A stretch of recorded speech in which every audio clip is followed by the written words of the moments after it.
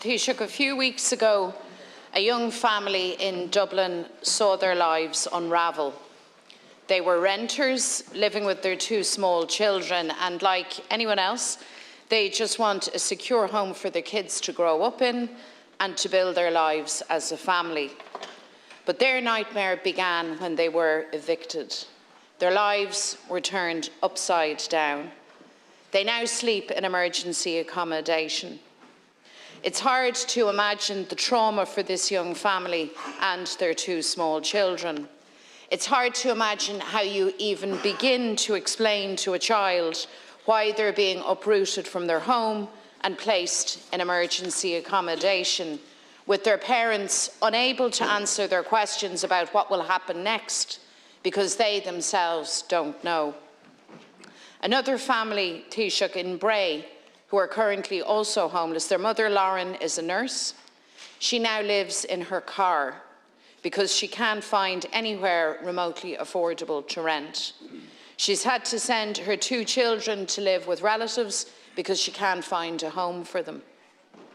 Can you imagine, just imagine, how heartbroken that mother felt as she was forced to make that decision? How confused the children must be. Taoiseach, these families' experiences are not unique. In fact, they are sadly all too common in modern Ireland because of government's failure to get to grips with the housing crisis. Figures from the Department of Housing revealed on Friday that 12,259 people in this state now live in emergency accommodation, a new record on your watch, Taoiseach, a staggering figure, a figure that should never ever be normalised. It includes 3,594 children living in emergency accommodation. Let me say that again, Taoiseach.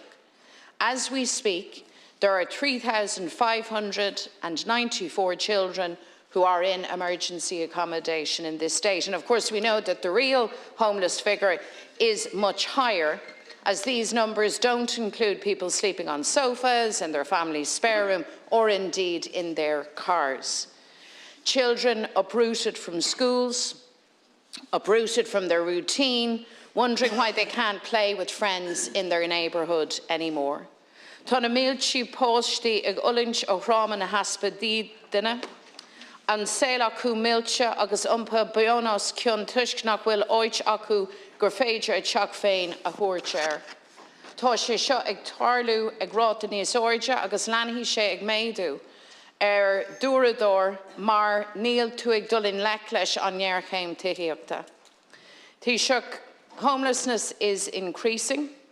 Your government decided to end the eviction ban without safety net in place to protect renters. You were warned time and again that this was a bad decision, but despite this, you went ahead with it. You rejected Sinn Féin's plan to extend the eviction ban and to put in place protections for renters. And the really sad reality now is that despite how shocking the current figures are, we're not even at the peak yet. There is now a real risk that hundreds more children and their families will add to these heartbreaking figures in the course of this summer. So, Taoiseach, can I ask you, what interventions are you making today, tomorrow and next week to prevent more children becoming homeless? Thank you, Deputy McDonald. Taoiseach. Thanks. Thanks very much, Deputy, for raising this very important question. And I acknowledge that we have a real and serious problem of rising homelessness in Ireland. Roughly 12,000 people, in fact more than 12,000 people today in state-provided emergency accommodation. And there is emergency accommodation available for almost everyone who needs it. But emergency accommodation is not the solution. We seek to avoid people having to use emergency accommodation in the first place. If they do have to, we seek to get them out of emergency accommodation into a secure tenancy as soon as possible.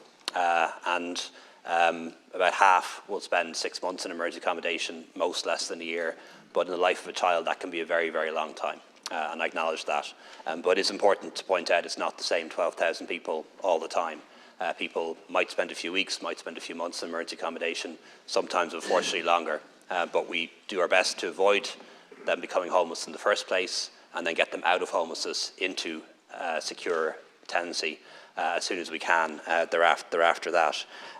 In terms of solutions, Deputy, the main solutions are to prevent homelessness happening in the first place, and the second is to continue to increase the amount of social housing that we're building all the time in order to increase the social housing stock that we have, so that people and families can be in more secure state-provided social housing rather than the private rented sector.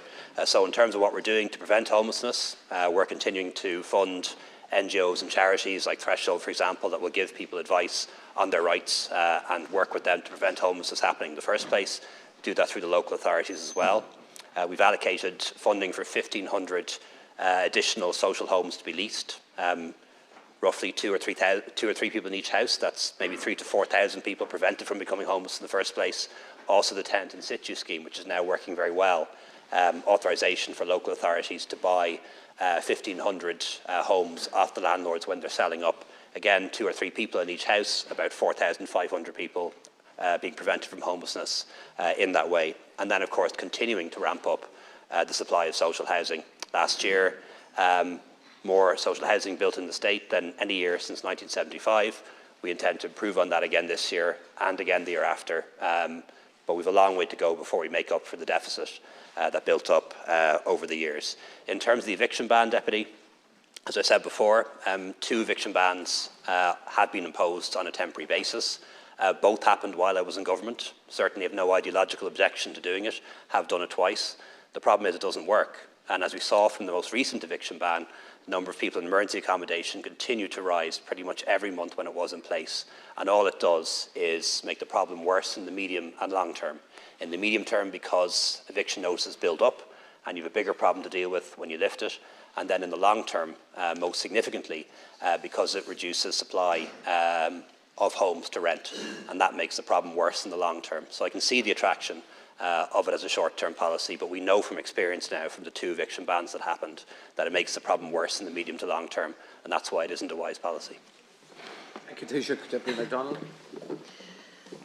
So, Taoiseach, while you acknowledge the scale of this crisis, and that's perhaps welcome, there is no urgency or real sense of purpose that I hear from you in dealing with this issue. You list off the things that you say that you envisage as solutions to this crisis, but the reality is that the numbers of homeless people and homeless children continues to rise. So let me ask you again, now faced with this crisis, what do you propose to do now to put pace, to give urgency, and to ensure that we avoid the calamity of more children becoming homeless in the course of this summer?